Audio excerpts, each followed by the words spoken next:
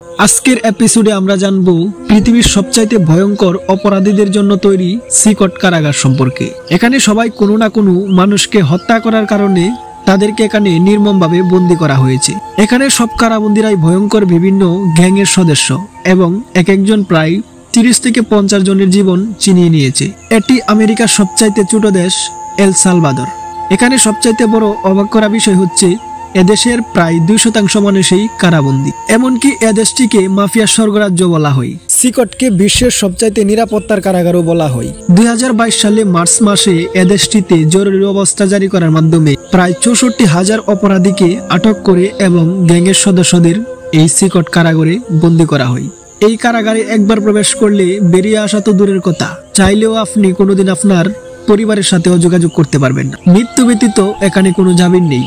কারাগারটিকে সঠিকভাবে পরিচালনা করার জন্য প্রায় 600 এর অধিক নিরাপত্তা বাহিনী 24 ঘন্টা পাহারা দেয় এবং সিসি ক্যামেরার মাধ্যমে নজরদারি করা হচ্ছে, বাহিরের কোনো কিছু যাতে নজর না এড়াতে পারে। এমনকি লাইটের আলো দ্বারা সার্বক্ষণই এটাকে আলোকিত রাখা হয়। এছাড়াও এটার বাহির থেকে ওয়াচ টাওয়ারের মাধ্যমে নজরদারি করা হচ্ছে। এই কারাগারটি প্রায় 410 একর জায়গা নিয়ে গঠিত। 9 মিটার উঁচু দেয়াল দিয়ে পুরো জায়গাটি ঘেরা। এর 3 ফিট উপরে পর্যন্ত 15,000 ভোল্ট বিদ্যুৎ দিয়ে সংযোগ দেওয়া।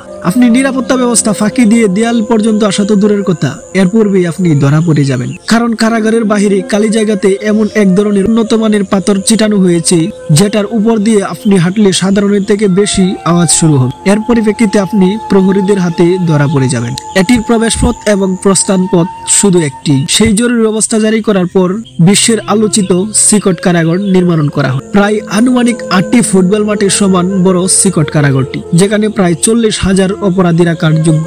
লাতিন আমেরিকার সবচাইতে ছোট একটি দেশ। একসময় হত্যা, চুরি, ডাকাতি এই দেশটিতে অশান্তির সৃষ্টি হলেও বর্তমান সরকারের পদক্ষেপে শান্তি ফিরে এসেছে।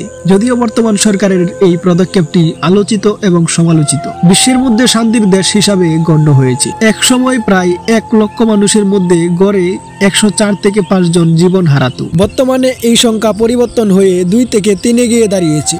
কারাগার নির্মাণ করার আদেশ প্রেসিডেন্ট নাইব বুকেলের উদ্যোগে গ্রহণ করা হয়েছিল। এটি গ্যাং নেতা এবং অন্যান্য গুরুতর অপরাধীদের বন্দী রাখার উদ্দেশ্যে নির্মাণ করা হয়েছিল। এই কারাগারের লক্ষ্য ছিল এল সালভাদরের সহিংসতা কমানো এবং আইন শৃঙ্খলা পূর্ণ প্রতিষ্ঠাতা।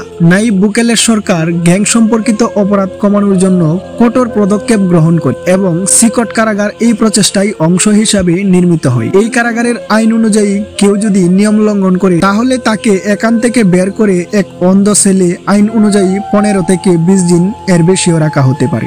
এই কারাগারের একজন কয়েদিকে জিজ্ঞেস করা হয়েছিল, আপনি কয়জনকে হত্যা করেছিলেন? তিনি বলেছিলেন, আমার সঠিক জানা নেই, তবে 30 থেকে 50 জনের বেশি। তাকে আরো জিজ্ঞেস করা হয়েছিল, আপনি কি এই অপরাধের জন্য কোনো সময় অনুশোচনা বোধ করেছেন? তিনি বলেছিলেন, সত্যি বলতে গেলে আমার মন খারাপ হয়। আমি যে অপরাধ করেছি সেটার জন্য আমি অনুতপ্ত এবং আমি চাই কেউ এরকম অপরাধ না করুক। যদি করে তাহলে তাদেরকেও আমাদের মতো এরকম ফল ভোগ করতে হবে। তাকে আরো জিজ্ঞাসা করা হয়েছিল, আপনি তো অনেকদিন আপনার পরিবারের সাথে যোগাযোগ করতে পারবেন না, এই বিষয়ে কি আপনার মন খারাপ হয়? তিনি তার উত্তরে বলেছিলেন, অবশ্যই হ্যাঁ, আমি আমার পরিবারের সাথে দেখা করতে চাই।